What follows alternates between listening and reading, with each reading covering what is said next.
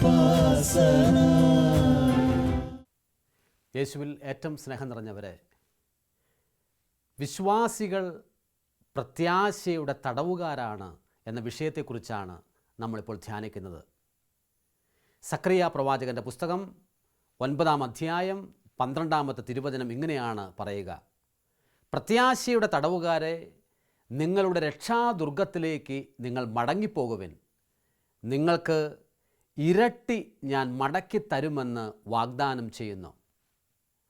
സഹോദരങ്ങളെ, ഒരുപാട് മനുഷ്യർ നിരാശപ്പെടുന്ന ഒരു ലോകത്താണ് നമ്മൾ ജീവിക്കുന്നത്.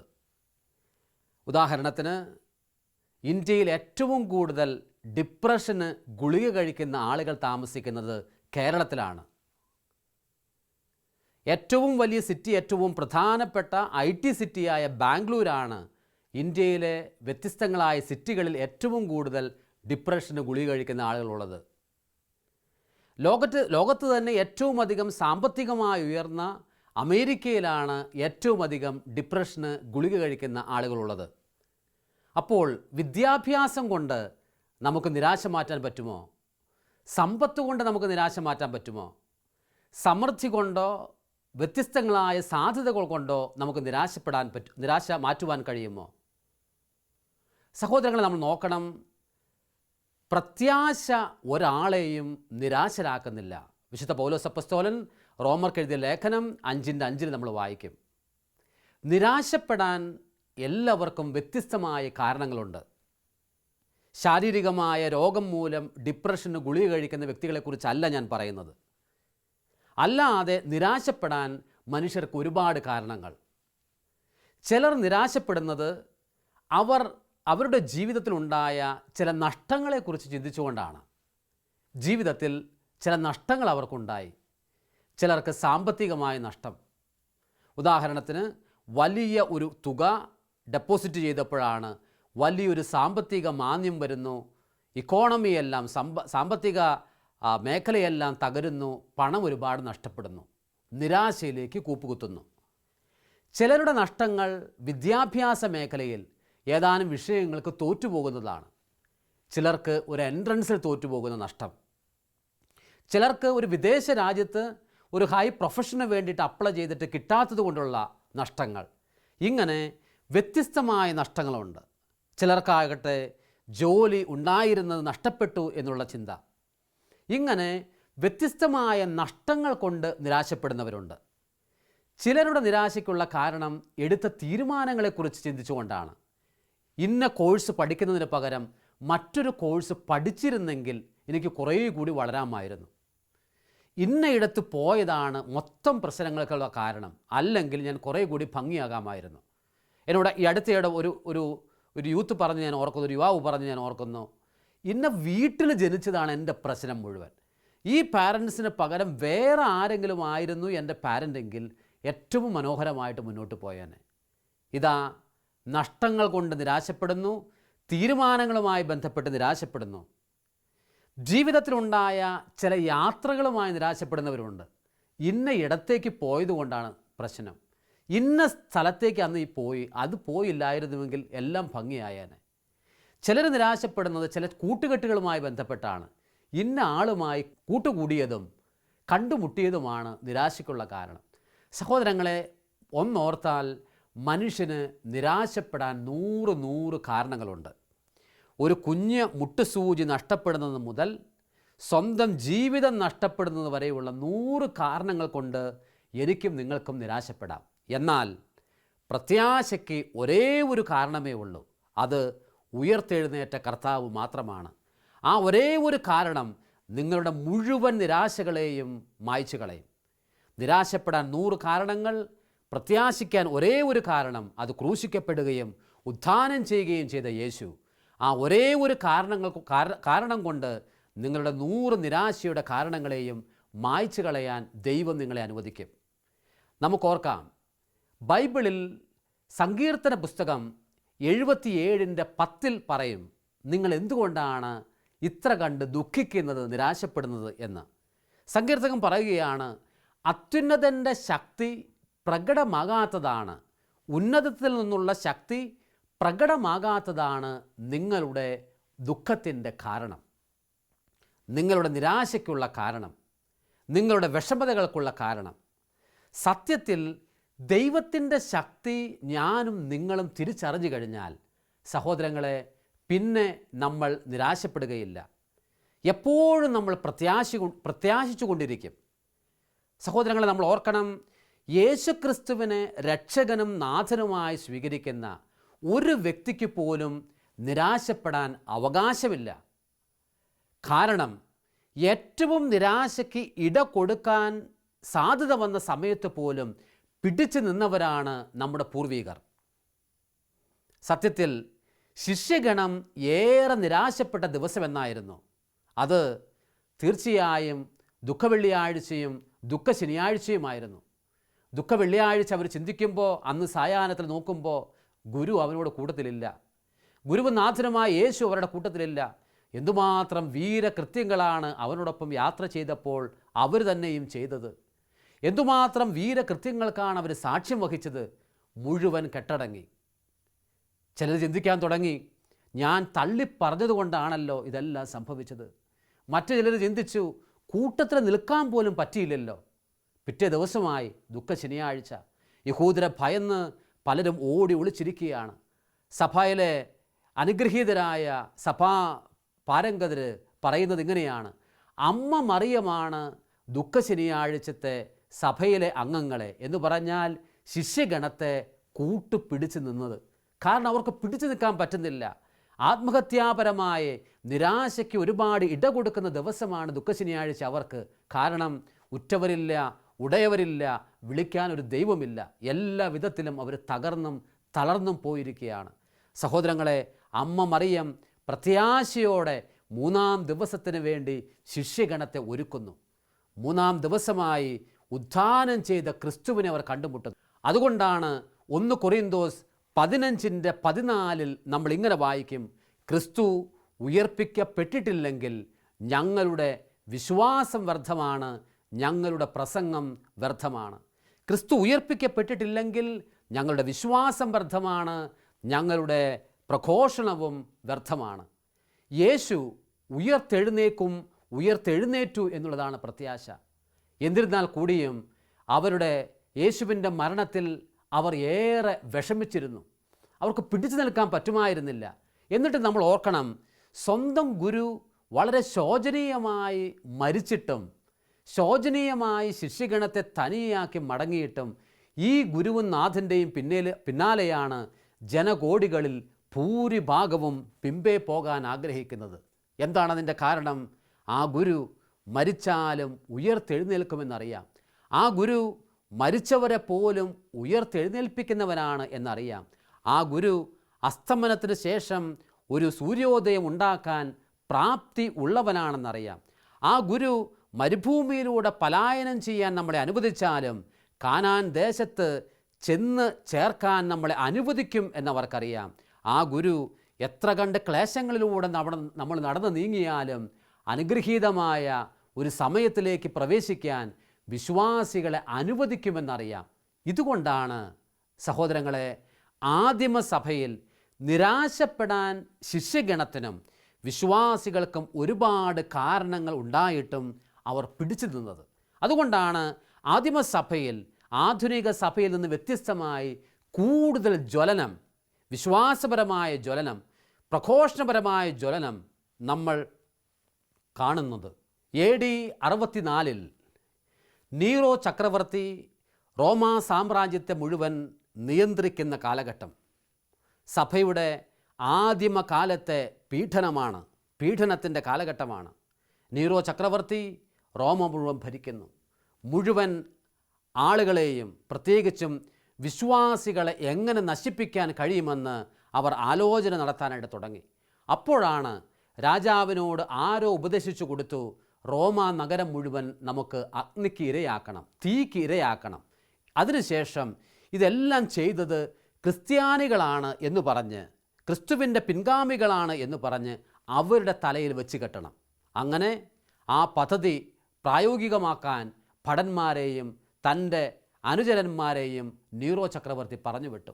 റോമാ നഗരം ഏതാണ്ട് 30 ദിവസത്തോളം തീയിൽ അമരുകയാണ്.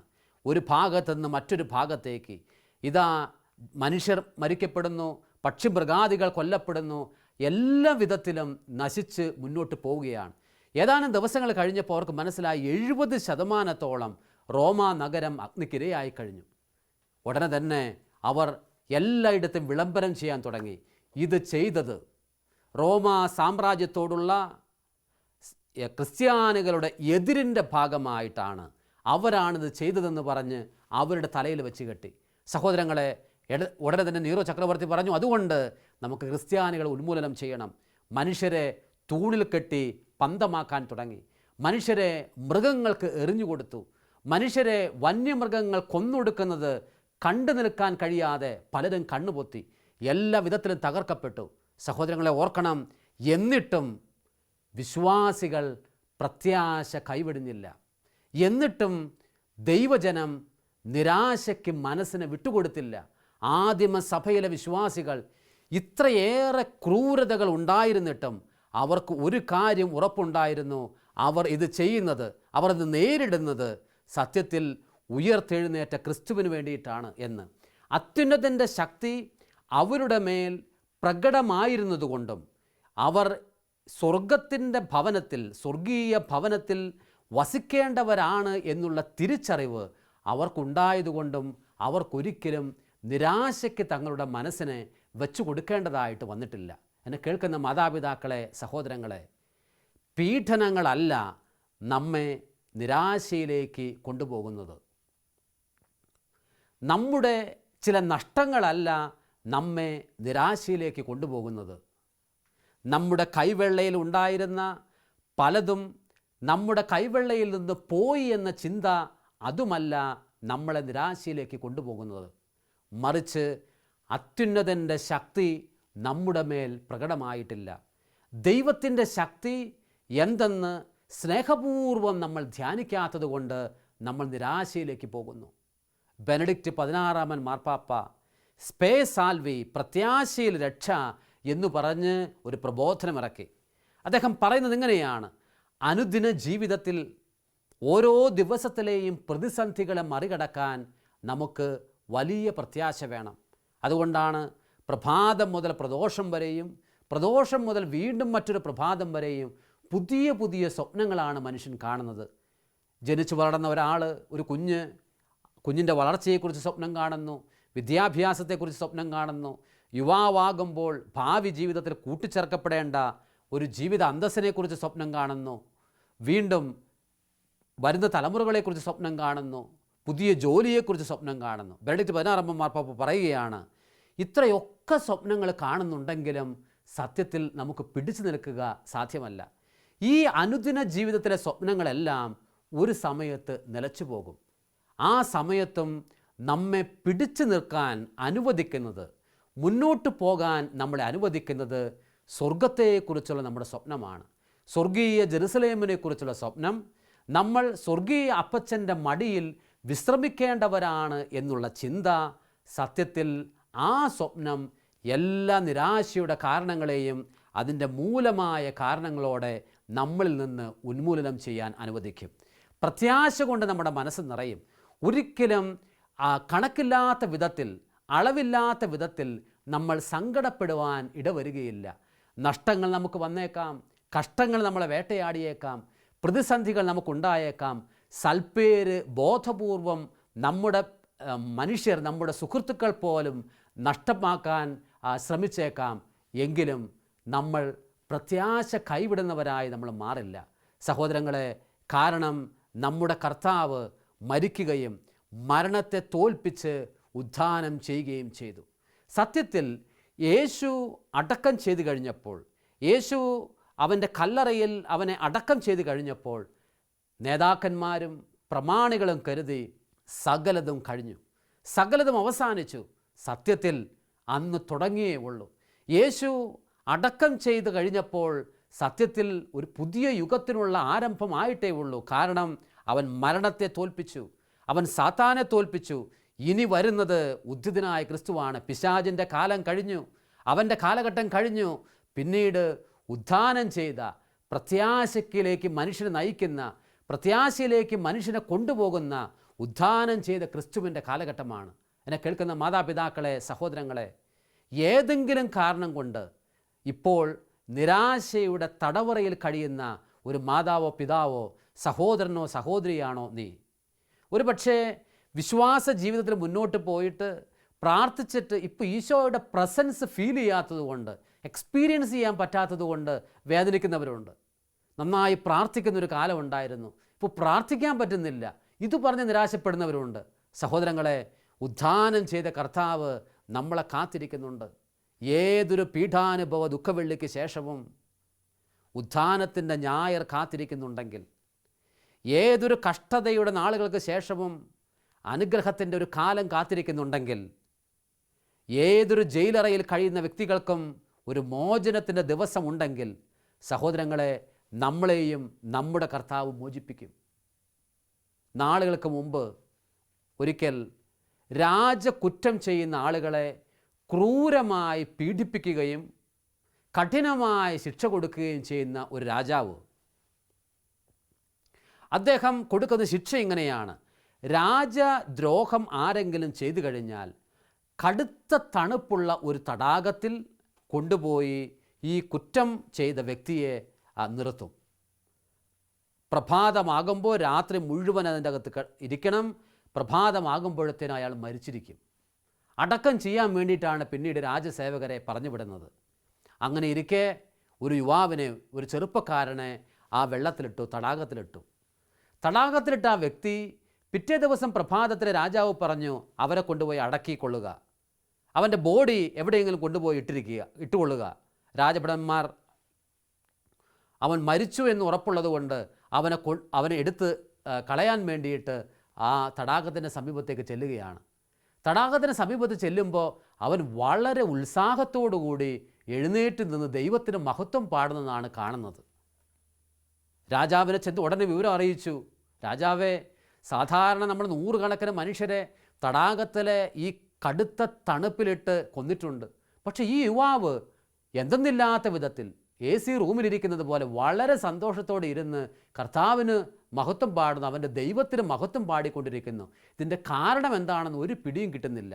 രാജാവ് പറഞ്ഞു, എങ്കിൽ അവന് ചില പ്രത്യേകതകൾ കാണും, അവനെ എൻ്റെ സന്നിധിയിലേക്ക് കൊണ്ടുവരിക, എൻ്റെ മുമ്പിലേക്ക് കൊണ്ടുവരിക. രാജാവിൻ്റെ അടുത്തേക്ക് കൊണ്ടുചെന്നു. ഇയാളോട് ചോദിച്ചു, യുവാവേ, താങ്കളെ ഞാൻ രക്ഷിക്കാൻ പോവുകയാണ്. കാരണം ഞാൻ താങ്കളെ കൊല്ലാൻ വേണ്ടി ആ തടാകത്തിലിട്ടിട്ടും താങ്കൾ ജീവിച്ചെങ്കിൽ താങ്കൾക്ക് ചില പ്രത്യേകതകൾ ഉണ്ടാകും, അതുകൊണ്ട് രക്ഷിക്കാൻ പോവുകയാണ്. എന്നാലും ഞാൻ ചോദിക്കട്ടെ, എങ്ങനെ താങ്കൾക്ക് ഈ തണുപ്പിനെ മറികടക്കാനായിട്ട് പറ്റി? ആ യുവാവ് പറഞ്ഞു, ഞാൻ തടാകത്തിൽ എന്നെ മുക്കിയ സമയം നല്ല തണുപ്പുണ്ട്. എന്നാൽ രാജഭടന്മാരെല്ലാം അവിടെ നിന്ന് മാറി, ആ സീനിൽ നിന്ന് മാറിയ സമയത്ത് രാജകൊട്ടാരത്തിൻ്റെ മുകളിൽ അപ്പുറത്ത് നോക്കുമ്പോൾ ഒരു ജനാലയുടെ ഉള്ളിലേക്ക് നോക്കിയപ്പോൾ തെളിഞ്ഞു നിൽക്കുന്ന ഒരു പ്രകാശം ഞാൻ കണ്ടു. ആ തെളിഞ്ഞു നിൽക്കുന്ന പ്രകാശത്തിലേക്ക് എൻ്റെ കണ്ണുകൾ ഞാൻ ഇങ്ങനെ കുറേ സമയം വെച്ചുകൊണ്ടിരുന്നു. കുറേ സമയം ഞാൻ നോക്കിക്കൊണ്ടിരുന്നു കഴിഞ്ഞപ്പോൾ ആ പ്രകാശം എന്നോട് സംസാരിക്കുന്നതായി എനിക്ക് തോന്നി. സംസാരിച്ച വാക്കുകൾ ഇങ്ങനെയായിരുന്നു: അല്ലയോ സഹോദര, ഈ തണുപ്പിന് ശേഷം വീണ്ടും സൂര്യൻ ഉദിക്കും, വീണ്ടും പ്രകാശം വരും. അതുകൊണ്ട് ഈ തണുപ്പിനെ നീ നിൻ്റെ ശരീരത്തിൽ സ്വീകരിക്കരുത്. ഈ കൊടും തണുപ്പിന് ശേഷവും ഒരു സൂര്യോദയമുണ്ടാകും, ഒരു ചൂടുണ്ടാകും. അതുകൊണ്ട് നീ ഈ തണുപ്പിനെ സ്വീകരിച്ച് ദുഃഖിക്കരുത്. ഇതാ നിന്നെ കാത്തിരിക്കുന്നു അടുത്ത പ്രഭാതം. പ്രഭാതത്തിന് വേണ്ടിയുള്ള വലിയ സ്വപ്നം കണ്ടുകൊണ്ട് ചെറുപ്പക്കാരൻ വെള്ളത്തിൽ കിടന്നതുകൊണ്ട് അവൻ്റെ ശരീരത്തിൽ തണുപ്പ് അനുഭവപ്പെടുക പോലും ചെയ്തില്ല. മാതാപിതാക്കളെ, സഹോദരങ്ങളെ, ഉന്നതമായ സ്വപ്നങ്ങൾ നമുക്കില്ലാത്തത് കൊണ്ടാണ് സത്യത്തിൽ ചെറിയ പ്രതിസന്ധികളിൽ നമ്മൾ തകർന്നു പോകുന്നത്. അത്യുന്നതനായ ദൈവത്തിൻ്റെ ശക്തിയെ എനിക്കും നിങ്ങൾക്കും ധ്യാനിക്കാൻ കഴിയാത്തത് കൊണ്ടാണ് ചെറിയ കാര്യങ്ങളിൽ മനസ്സുടക്കി നമ്മുടെ ജീവിതം നഷ്ടപ്പെട്ടു പോകുന്നത്. മാതാപിതാക്കളെ, സഹോദരങ്ങളെ, നിങ്ങൾ നഷ്ടധൈര്യരാണോ? നിങ്ങൾ തകർന്നു പോകുന്നവരാണോ? നിങ്ങൾ ഏറെ വിഷമിക്കുന്നവരാണോ? കർത്താവ് പ്രത്യാശയുടെ തടവുകാരാകാൻ നിന്നെയും എന്നെയും ഈ ദിവസം ക്ഷണിക്കുന്നുണ്ട്. കർത്താവിൻ്റെ സന്നിധിയിലേക്ക് നമുക്ക് കടന്നു വരണം. പ്രത്യാശ ഒരിക്കലും ഒരാളെയും നിരാശനാക്കുന്നില്ല. നിരാശനാക്കുന്നത്, നിരാശ കൊണ്ടുവരുന്നത് പിശാചാണ്, ദൈവമല്ല. 2000 ആണ്ടിൽ ജോൺ പോൾ രണ്ടാമൻ മാർപ്പാപ്പ അടങ്ങുന്ന വലിയ വറ്റിക്കാൻ്റെ സദസ്സിനെ ധ്യാനിപ്പിച്ച വാൻ ടുവാൻ എന്ന് പറയുന്ന ഒരു അനുഗ്രഹീതനായ ആർച്ച് ബിഷപ്പ്, അദ്ദേഹം ഇങ്ങനെ പറഞ്ഞു. അദ്ദേഹത്തെ ആ ശുശ്രൂഷയ്ക്ക് വേണ്ടി ക്ഷണിക്കാൻ പോലുമുള്ള പ്രധാനപ്പെട്ട കാരണം, വിയറ്റ്നാമിൽ മതപീഡനം നടന്നുകൊണ്ടിരിക്കുന്ന കാലത്ത് 13 വർഷം അയാൾ അദ്ദേഹം ജയിലിൽ കിടന്നു എന്നുള്ളതാണ്. അതുകൊണ്ട് തന്നെ ഇതാ വന്നു കഴിഞ്ഞപ്പോൾ ജയിലിൽ ഉണ്ടായ സംഭവങ്ങളാണ് പറയുന്നത്. ജയിലിൽ എങ്ങനെ അദ്ദേഹം പ്രതിസന്ധികളെ അതിജീവിച്ച് ജീവിച്ചു മുന്നോട്ട് പോയി എന്ന് പറയുകയാണ്. നാളുകൾ കഴിഞ്ഞപ്പോൾ ബ്രിട്ടനിലെ ഒരു യൂണിവേഴ്സിറ്റിയിൽ ഈ ആർച്ച് ബിഷപ്പ് വാൻ ടുവാൻ ഒരു സ്വീകരണം നൽകി.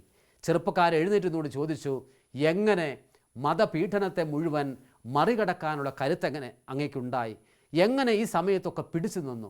അദ്ദേഹം പറഞ്ഞ മറുപടി ഇങ്ങനെയാണ്: യേശുവിനെ ഭക്തിപൂർവം അനുധാവനം ചെയ്യുന്ന ഏതൊരു വ്യക്തിക്കും അവൻ്റെ പീഠാനുഭവത്തിൽ എന്നതുപോലെ തന്നെ അവൻ്റെ ഉയർപ്പിലും പങ്കുപറ്റാൻ സാധിക്കും എന്നുള്ള ചിന്ത 13 വർഷത്തെ കഠിനമായ ഏകാന്തതയിലും കഠിനമായ പീഡനങ്ങളെയും മറികടക്കാനുള്ള കരുത്ത് എനിക്ക് തന്നു.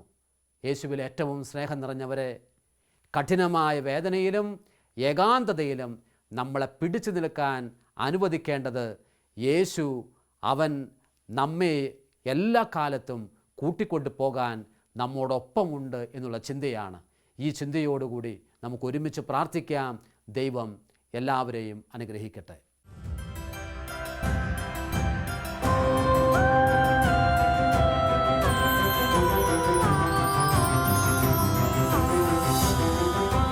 ഉപാസന ഉപാസന.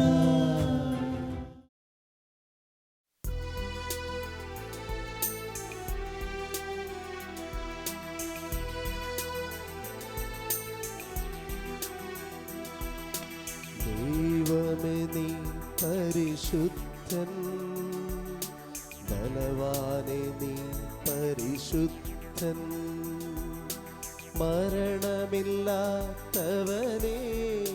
നീ പരിശുദ്ധൻ പരിശുദ്ധൻ പരിശുദ്ധൻ.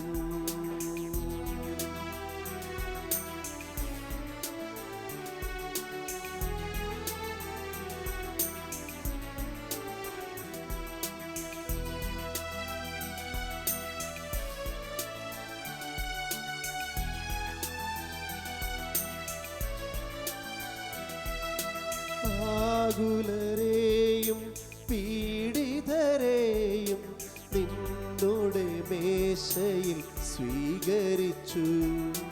ആകുലരെയും പീഡിതരെയും നിന്നോടെ മേശയിൽ സ്വീകരിച്ചു. ആലംബഹീനരാ കോടാനുകോടികൾ നിൻ തിരുഹൃദയത്തിൽ അഭയം കണ്ടു. അവരോടു ചേർന്നു ഞാൻ പാടിടുന്നു.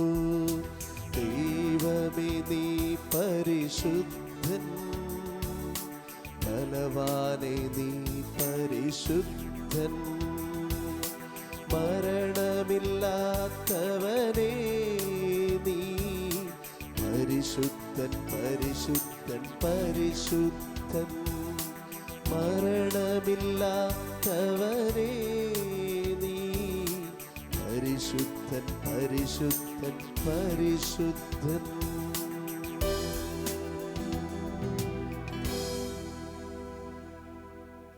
പാപത്തെയും മരണത്തെയും തോൽപ്പിച്ച് മരണം വരിക്കുകയും ഉദ്ധാനം ചെയ്യുകയും ചെയ്ത കർത്താവാണ് നമ്മുടെ മുമ്പിൽ ഇപ്പോൾ ആഗതനായിരിക്കുന്നത്. ഹൃദയം കൊണ്ട് നമുക്കത് വിശ്വസിക്കാം, ഏറ്റുപറയാം. മരണത്തെ തോൽപ്പിച്ചു, പിശാചിനെ തോൽപ്പിച്ചു, പാപകരമായ സ്വാധീനങ്ങളെ തോൽപ്പിച്ചവൻ രാജാതിരാജനായി നമ്മുടെ മുമ്പിൽ ആഗതനായിരിക്കുന്നു. കർത്താവെ, പലപ്പോഴും പാപത്തിൽ തോറ്റുപോകുന്നവരാണ് ഞങ്ങൾ. പലപ്പോഴും മരണകരമായ വിധത്തിൽ പരാജയപ്പെടുന്നവരാണ് ഞങ്ങൾ. എല്ലാ പരാജയങ്ങളെയും എല്ലാ നിരാശകളെയും വിജയങ്ങളും പ്രത്യാശയുമാക്കി മാറ്റുവാൻ നിൻ്റെ സാന്നിധ്യത്തിന് കഴിയുമെന്ന് ഞങ്ങൾക്കറിയാം. നമ്മുടെ എല്ലാ നിരാശയുടെ കാരണങ്ങളെയും കർത്താവിൻ്റെ കൈകളിലേക്ക് നമുക്ക് സമർപ്പിക്കാം. ഒരുപക്ഷെ നിരാശപ്പെടാൻ നമുക്ക് 100 കാരണങ്ങളുണ്ട്. എന്നാൽ പ്രത്യാശിക്കാൻ ഒരേ ഒരു കാരണം, അത് മരണത്തെ തോൽപ്പിച്ച് ഉത്ഥാനം ചെയ്ത കർത്താവാണ്. ആ ഒരൊറ്റ കാരണം കൊണ്ട് തന്നെ കർത്താവെ, ഞങ്ങൾ അറിയുന്നു ഞങ്ങളുടെ മുഴുവൻ നിരാശകളെയും അവയുടെ കാരണങ്ങളെയും ഞങ്ങൾക്ക് മറികടക്കാൻ കഴിയുമെന്ന്. 1 കൊറിന്തോസ് 15:14 യേശുക്രിസ്തു ഉത്ഥാനം ചെയ്തിട്ടില്ലെങ്കിൽ ഞങ്ങളുടെ വിശ്വാസം വ്യർത്ഥമാണ്, ഞങ്ങളുടെ പ്രസംഗവും വ്യർത്ഥം. നിങ്ങളുടെ വിശ്വാസം വ്യർത്ഥമാണ്, നിങ്ങളുടെ പ്രഖ്യാപനവും വ്യർത്ഥമാണ്. കർത്താവെ, ഞങ്ങൾ ഉറച്ചു വിശ്വസിക്കുന്നു എല്ലാ നിരാശയുടെ കാരണങ്ങളെയും ഞങ്ങളിൽ നിന്ന് മാറ്റിമറിക്കുന്ന കർത്താവ് നീയാണ്. നമ്മൾ തളർന്നു പോയ കാരണങ്ങളെയും സാഹചര്യങ്ങളെയും കർത്താവിൻ്റെ കൈകളിലേക്ക് നമുക്ക് കൊടുക്കാം. ഒരുപക്ഷെ പരീക്ഷകളിൽ തോറ്റുപോയതുകൊണ്ട് നിരന്തരം നിരാശപ്പെടുന്ന വ്യക്തിയായിരിക്കാം നമ്മൾ. രോഗികളായതുകൊണ്ട് നിരാശയിലേക്ക് കൂപ്പുകുത്തുന്ന വ്യക്തിയായിരിക്കാം നമ്മൾ. കുടുംബത്തിൻ്റെ അന്തരീക്ഷം വളരെ വിപരീതമായതുകൊണ്ട് വിഷമിക്കുന്ന വ്യക്തിയായിരിക്കാം നമ്മൾ. ഏകാന്തതയുടെ തടവറയിൽ കഴിയുന്ന വ്യക്തിയായിരിക്കാം നമ്മൾ. ദൈവം പോലും ഞങ്ങളുടെ പ്രാർത്ഥന കേൾക്കുന്നില്ലല്ലോ എന്ന് ഓർത്തുകൊണ്ട് ദൈവം പോലും എന്നെ ഒറ്റപ്പെടുത്തി എന്ന് കരുതുന്ന വ്യക്തിയായിരിക്കാം. ഉത്ഥാനം ചെയ്ത കർത്താവ് നമ്മളെയും ഉത്ഥാനത്തിലേക്ക് നയിക്കുന്നു എന്ന് തിരിച്ചറിയുക. രോഗികൾക്ക് സൗഖ്യമായ ഒരു ഉത്ഥാനമുണ്ട്. നിരാശയിൽ കഴിയുന്നവർക്ക് പ്രത്യാശയായ ഒരു ഉത്ഥാനമുണ്ട്. തോറ്റുപോകുന്നവർക്ക് വിജയമായി ഒരു ഉത്ഥാനമുണ്ട്. പിശാചിൻ്റെ അടിമത്തത്തിൽ കഴിയുന്നവർക്ക് ദൈവം കീഴടക്കുന്ന ഒരു ഉത്ഥാനമുണ്ട്. കർത്താവിലേക്ക് നമുക്ക് നമ്മളെ തന്നെ സമർപ്പിക്കാം.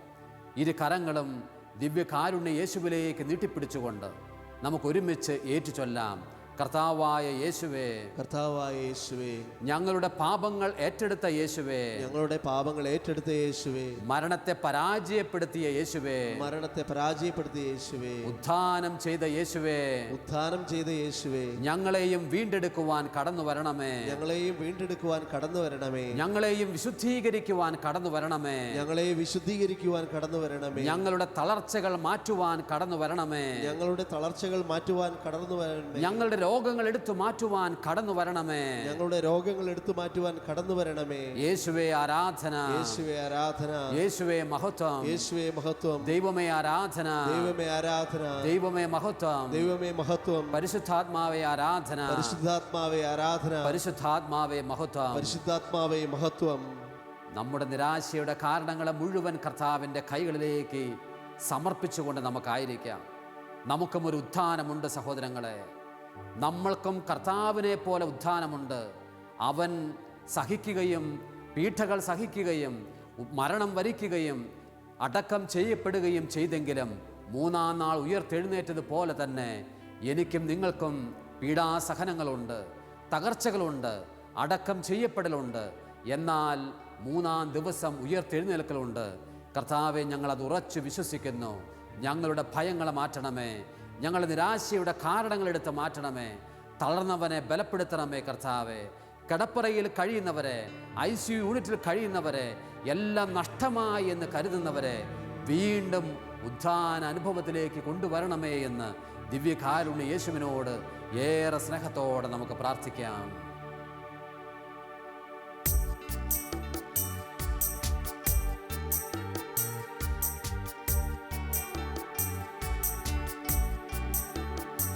എന്നെ ശക്തനാക്കും നാഥനെൻ്റെ ആകാശവും, എന്നെ ബലപ്പെടുത്തും നാഥനെൻ്റെ സ്വപ്നങ്ങളും, എല്ലാം പുത്തനാക്കി വീണ്ടും എന്നെ ഉയർത്തിയിടുന്നു.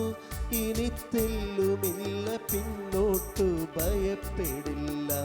എല്ലാം പുത്തനാക്കി വീണ്ടും എന്നെ ഉയർത്തിയിടുന്നു. ഇനി തെല്ലുമില്ല പിന്നോട്ടു ഭയപ്പെടില്ല. എന്നെ ശക്തനാക്കും നാഥനെന്റെ ആകാശവും എന്നെ ബലപ്പെടുത്തും നാഥനെന്റെ സ്വപ്നങ്ങളും എല്ലാം പുത്തനാക്കി വീണ്ടും എന്നെ ഉയർത്തിയിടുന്നു. ഇനി തെല്ലുമില്ല പിന്നോട്ടു ഭയപ്പെടില്ല. ഇനി തെല്ലുമില്ല പിന്നോട്ടു ഭയപ്പെടില്ല. യേശു ഏറെ സ്നേഹിച്ചു എന്ന് കരുതിയ ശിഷ്യനാണ് ചെറുപ്പക്കാരനായ യോഹന്നാൻ. ഈ യോഹന്നാനാണ് പീഡനകാലത്ത് പാത്മോസ് ദ്വീപിലേക്ക് അയക്കപ്പെട്ടത്. പത്മോസ് ദ്വീപ് മുഴുവൻ കരിമ്പാറകൾ കൊണ്ട് നിറഞ്ഞ സ്ഥലമായിരുന്നു. നോക്കുമ്പോൾ പ്രത്യാശയ്ക്ക് യാതൊരു അവസരവുമില്ല, ശുശ്രൂഷയ്ക്ക് അവസരമില്ല, ദൈവത്തെ മഹത്വപ്പെടുത്താനുള്ള സ്വാഭാവികമായ അന്തരീക്ഷങ്ങൾ ഒന്നുമില്ല. അവിടെ ഇരുന്ന് അവൻ സ്വർഗത്തെ സ്വപ്നം കണ്ട് പ്രാർത്ഥിക്കാൻ തുടങ്ങി. ഉത്ഥാനം ചെയ്ത ക്രിസ്തുവിനെക്കുറിച്ച് ധ്യാനിക്കാൻ തുടങ്ങി. ആ ദിവസങ്ങളിൽ അവന് കൊടുത്തതാണ് യോഹന്നാൻ്റെ വെളിപാട്. അതിൽ 21-ാം അധ്യായത്തിൽ അവൻ ഇങ്ങനെ എഴുതി: ഇതാ ഒരു പുതിയ ആകാശം ഞാൻ കാണുന്നു, ഒരു പുതിയ ഭൂമി ഞാൻ കാണുന്നു. മനുഷ്യരുടെ മുറവിളിയോ നിലവിളികളോ ഞാൻ ഇനി കേൾക്കുകയില്ല. അനേകരുടെ കണ്ണുകളിൽ നിന്ന് മിഴിനീർ ഞാൻ തുടച്ചു മാറ്റും. ഇനി മുറവിളി ഉണ്ടാവുകയില്ല, ഇനി വേദനകൾ ഉണ്ടാവുകയില്ല. ഓ കർത്താവേ, കരിമ്പാറകളുടെ സമീപത്തായിരുന്നിട്ടും അതിൻ്റെ അകത്ത് പെട്ട് കിടന്നിട്ടും യോഹന്നാന് അങ്ങയെക്കുറിച്ച് ചിന്തിക്കാൻ കഴിഞ്ഞു. കർത്താവെ, പലപ്പോഴും ഇതുപോലുള്ള അവസ്ഥയിലാണ് ഞങ്ങളും കഴിയുന്നത്. കർത്താവെ, പ്രത്യാശയിലേക്ക് ഞങ്ങളെ കൊണ്ടുവരണമേ. ഇന്ന് ഈ ദൈവശുശ്രൂഷയിൽ പങ്കുപറ്റുന്ന നിൻ്റെ മുഴുവൻ മക്കളെയും മുഴുവൻ പ്രത്യാശയിലേക്ക് വഴി നടത്തണമെന്ന് ഞങ്ങൾ പ്രാർത്ഥിക്കുന്നു. കർത്താവ്, ഏതെങ്കിലും വിധത്തിൽ തകർച്ചയിൽ കൂപ്പുകുത്തി ആത്മഹത്യയെക്കുറിച്ച് പോലും ചിന്തിക്കുന്ന ദൈവമക്കളെ ഈ ശുശ്രൂഷയിൽ പങ്കുപറ്റുന്നുണ്ടെങ്കിൽ, ഉദ്ധിതനായ കർത്താവെ, മരണത്തെ തോൽപ്പിച്ച കർത്താവെ, മരണകരമായ പ്രതിസന്ധികളിൽ നിന്ന് നിന്റെ ദൈവമക്കളെ നീ മോചിപ്പിക്കണമേ. നമുക്കൊന്ന് ചേർന്ന് കർത്താവിനെ മഹത്വപ്പെടുത്താം. യേശുവേ ആരാധന. കർത്താവെ മഹത്വപ്പെടുത്തുന്നു. കർത്താവെ, ഞങ്ങൾ അങ്ങേക്ക് നന്ദി പറയുന്നു, ഞങ്ങൾ അങ്ങേ ആരാധിക്കുന്നു. തകർച്ചയുടെ കാരണങ്ങളെ എടുത്തു മാറ്റണമേ. പാപത്തിന്റെ ബന്ധിക്കപ്പെട്ട സ്വാധീനങ്ങൾ എടുത്തു മാറ്റണമേ. പുതിയ ആകാശം എല്ലാവർക്കും തുറന്നു കാണിക്കപ്പെടട്ടെ. പുതിയ ഭൂമി എല്ലാവരും കാണട്ടെ. ഉദ്ധിതനായ യേശുവിലേക്ക് എല്ലാവരും കണ്ണു തുറന്നു നോക്കട്ടെ. രോഗികൾ ഇപ്പോൾ തന്നെ ചാടി എഴുന്നേൽക്കട്ടെ. തകർന്നവർ വീണ്ടും ബലം പ്രാപിക്കട്ടെ. കർത്താവെ, പീഡിതർ വലുതായി ആശ്വസിപ്പിക്കപ്പെടട്ടെ. യേശുവിന്റെ നാമത്തിൽ ആശ്വസിക്കപ്പെടട്ടെ. യേശുവേ ആരാധന. കർത്താവെ മഹത്വം. ദൈവമേ ആരാധന. കർത്താവെ മഹത്വം. യേശുവേ ആരാധന. കർത്താവെ ആരാധന. കർത്താവെ മഹത്വം.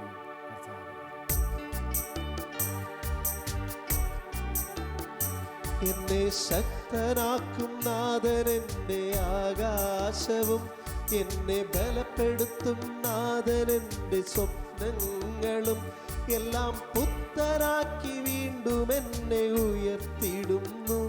ഇനി തെല്ലുമില്ല പിന്നോട്ടു ഭയപ്പെടില്ല. എല്ലാം പുത്തനാക്കി വീണ്ടും എന്നെ ഉയർത്തിയിടുന്നു. ഇനി തെല്ലുമില്ല പിന്നോട്ടു ഭയപ്പെടില്ല.